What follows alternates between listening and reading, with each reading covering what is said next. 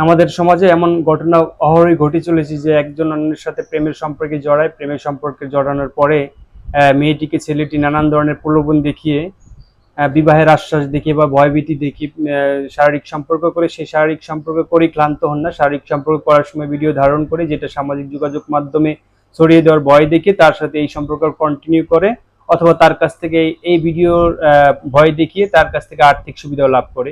এমনই একটি ঘটনা ঘটেছে যা নিয়ে আজকে আপনাদের সাথে আলোচনা করব। আসসালামু আলাইকুম। দেশ ও দেশের বাইরে যে যেখান থেকে আজকে পর্বটি দেখছেন, আশা করি সকলেই ভালো আছেন। আজকে আপনাদের সাথে আমাদের সমাজে আনাচে কানাচে ঘটে যায় এমন একটি ঘটনা নিয়ে আলোচনা করব, যে ঘটনাটা আজকে পত্রিকাতে এসেছে।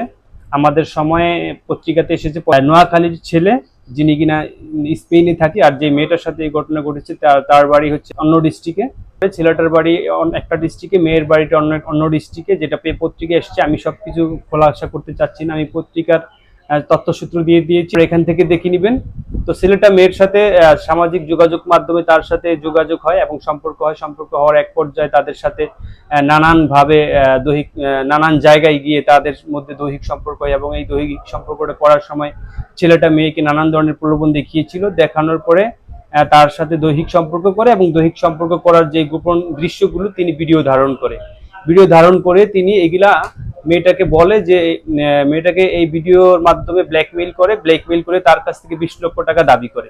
তো মেয়েটা ফার্স্ট স্টেজে 10 লক্ষ টাকা দিয়েছে। 10 লক্ষ টাকা দেওয়ার পরে ছেলেটা পুনরায় তার কাছ থেকে 10 লক্ষ টাকা দাবি করেছে। তো মেয়েটা সেই টাকা পরিশোধ করতে ব্যর্থ হয়ে উপায়ান্ত না দেখে বিগত নারী শিশু নির্যাতন দমন ট্রাইব্যুনালে মামলা দায়ের করে, সাথে 9-1 সাথে পর্নোগ্রাফি আইনের মামলা করে।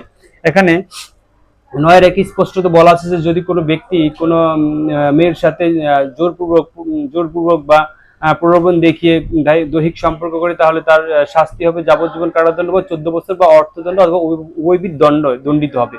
এবং পর্নোগ্রাফি আইনে যে শাস্তির কথা বলা আছে সেখানেও মারাত্মক সাজার কথা বলা হয়েছে। এখন যে ছেলেটা এই মেয়েটার সাথে এগুলো করলো, এই শুধু কি ছেলেটারই দায়ী কি মেয়েটার নেই? অবশ্যই মেয়েরও দায়ী আছে। আপনার সাথে প্রেমের সম্পর্ক হয়েছে, আপনার সাথে প্রেমের সম্পর্ক আছে, আপনাকে যতই প্রলোভন দেখাক না কেন, আপনি তো প্রাপ্তবয়স্ক। দেখলাম মেয়েটির বয়স 18 বছরের উপরে, তো আপনার তো প্রাপ্ত বয়স হয়েছে, আপনি একজনের প্রলোভনই কেন পড়বেন? আপনাকে তো সচেতন হতে হবে।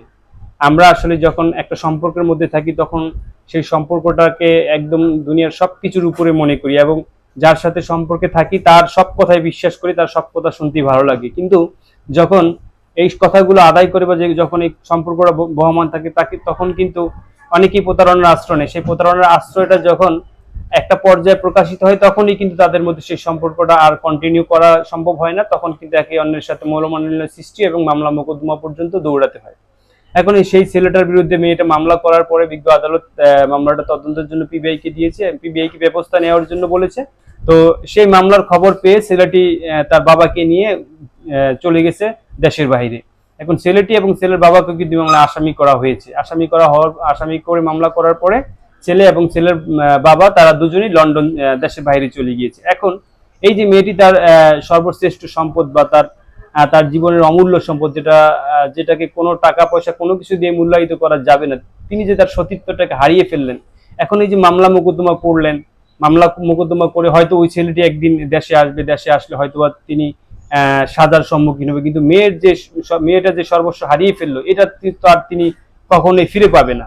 সুতরাং আমরা যখন একটা সম্পর্কের মধ্যে থাকি, তখন আমাদের প্রত্যেকেরই উচিত যে আমাদের একটা লিমিট আছে, সেই লিমিটটা ক্রস না করা। দৈহিক সম্পর্কে যেতে হলে অবশ্যই আপনাকে একটা সামাজিক রীতিনীতি আছে, সেই সামাজিক রীতিনীতি মেনে আপনাকে দৈহিক সম্পর্কে যাওয়া উচিত। আপনাকে প্রলোভন দেখালো বা কেউ আপনাকে মিথ্যা আশ্বাস দিল, আপনি সেই প্রলোভন এবং মিথ্যা আশ্বাসে প্রভাবিত হয়ে আপনি আপনার সর্বোচ্চ বিলিয়ে দিলেন। একটা সময় যখন দেখবেন যে ছেলেটার সেই কথাগুলো সব ছিল প্রতারণার একটা অংশ, তখন আপনি মামলা মোকদ্দমায় যান। আর যখন মামলা মোকদ্দমায় যান, তখন কিন্তু আপনি সর্বস্ব হারিয়ে ফেলেন। এখন আপনি মামলা মোকদ্দমা আইন আদালতে এসেছেন, আপনার আইনের আশ্রয় নেওয়ার সুযোগ আছে, কিন্তু আইনের আশ্রয় নিলে আপনার কি ফায়দা হবে? হয়তো ওই ছেলেটা শাস্তি পাবে, কিন্তু আপনি যে অমূল্য সম্পদ হারিয়ে ফেললেন, তার কি হবে? সুতরাং যারা এই সম্পর্কের মধ্যে থাকেন, অবশ্যই আপনাদেরকে চিন্তা করা উচিত। আপনাদের চিন্তা করে সম্পর্কটার পরিণতি করা উচিত। আপনাদের মনে রাখা উচিত যে মানুষের জীবনের সর্বশ্রেষ্ঠ সম্পদ হচ্ছে চরিত্র। চরিত্র একবার হরণ হয়ে গেলে, চরিত্র একবার নষ্ট হয়ে গেলে, তা কিন্তু আপনি যত টাকাই বলেন না কেন, যত কোনো কিছুই বলেন না কেন, কোনো কিছুর মাধ্যমেই কিন্তু আপনি তা ফেরত পাবেন না। হয়তো যে আপনার সাথে এই ধরনের অপরাধটা করেছে সে হয়তো শাস্তি পাবে, হয়তো তিনি মৃত্যুদণ্ডে দণ্ডিত হবে, অথবা তিনি যাবজ্জীবন কারাদণ্ডে দণ্ডিত হবে। আপনার কি লাভ হবে? আপনি তো অনেক বেশি ক্ষতিগ্রস্ত হবেন। অপরাধী অপরাধ করেছে, তিনি অপরাধের শাস্তি পাবেন, কিন্তু আলটিমেটলি আপনি তো সাফারার হলেন। সুতরাং যখন আমরা একটা সম্পর্কের মধ্যে থাকি, অবশ্যই সেই সম্পর্কের লিমিট ক্রস না করা আমাদের উচিত। প্রেম একটা পবিত্র সম্পর্ক, এই সম্পর্কটার মধ্যে দৈহিক সম্পর্কের কোনো চাহিদা উৎপত্তি হয়, যদি কেউ এই দৈহিক সম্পর্ক বাস্তবায়ন করার জন্য প্রলুব্ধ করে, তখন বুঝতে হবে যে something happen behind the scene. আপনাকে মনে রাখতে হবে এখানে কোনো অসৎ উদ্দেশ্য আছে। যদি কেউ আপনার সাথে এই দৈহিক সম্পর্ক, যদি আপনার সেই সম্পর্কের মানুষ আপনার সাথে দৈহিক সম্পর্ক করতে চায়, তখন আপনাকে চিন্তা করা উচিত যে এখানে কোনো একটা বিষয় আছে।